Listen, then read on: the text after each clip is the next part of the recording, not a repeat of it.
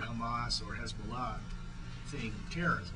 Well, those two groups, the reason why they were able to become successful not just in their own world, but in the political realm, was that they were running all the fundraisers and all the drives for, helping the orphans and the people that needed hospital care, where the government was failing.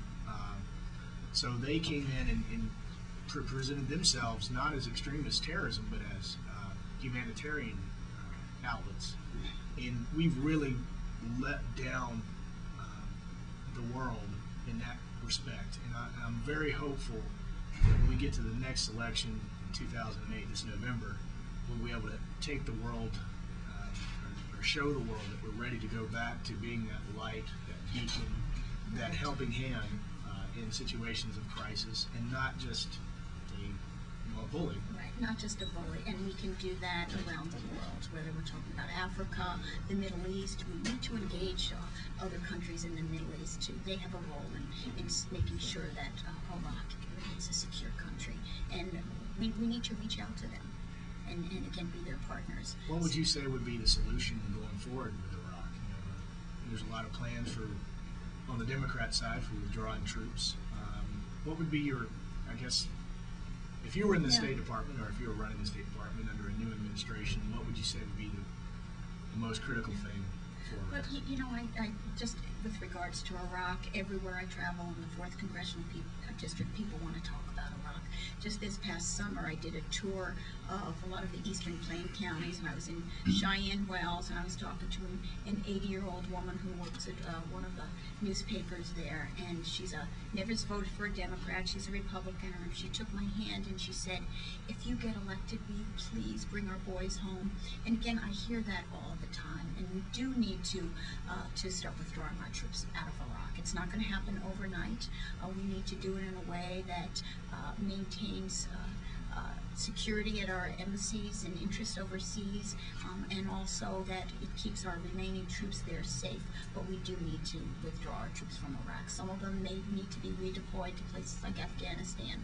We need additional resources here at home for homeland security, but I do believe we need to withdraw our troops from Iraq and again start engaging Syria, Iran into the discussions on what are we going to do to protect Iraq.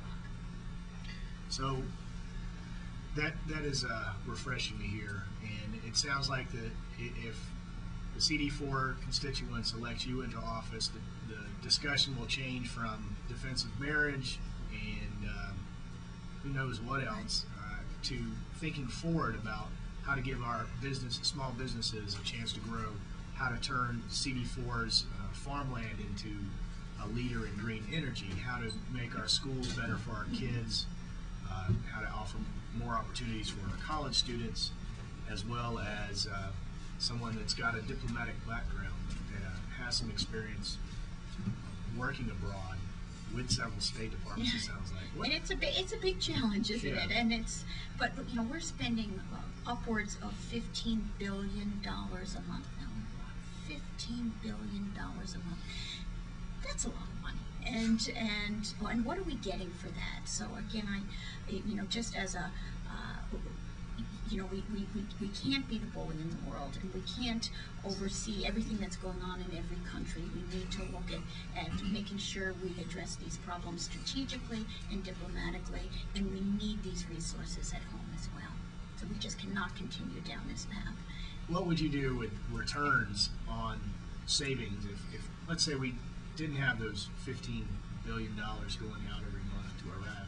What are some of the programs you would like to start using money for in the Congressional District CD4? Well, I think before we start talking about new programs, let's take a look at our deficit as well and getting that under control, because I think that is something that we absolutely cannot pass on to our children, is a deficit and a debt that they will never be able to get out from under. Right now, the deficit is costing each man, woman, child in this country $30,000 each.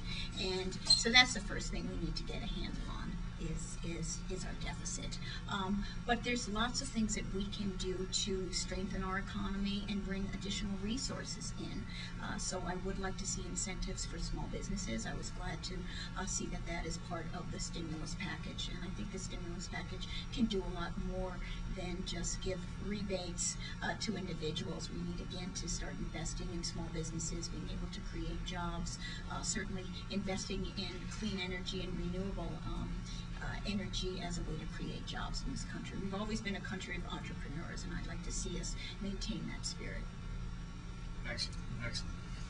Well, Betsy, those are awesome plans for the constituents of CD-4. You know, and I'm excited about this because, as I just briefly mentioned earlier, for the past 2.5 years, I worked for Senator Ken Salazar. Oh yes, that's right. I was chair of the Larimer County Democratic Party. I started the Larimer County Democratic Business Coalition because people would say, "You're a Democrat and you're a business owner?" So I said, "Yeah, there's a lot of Democratic business owners around."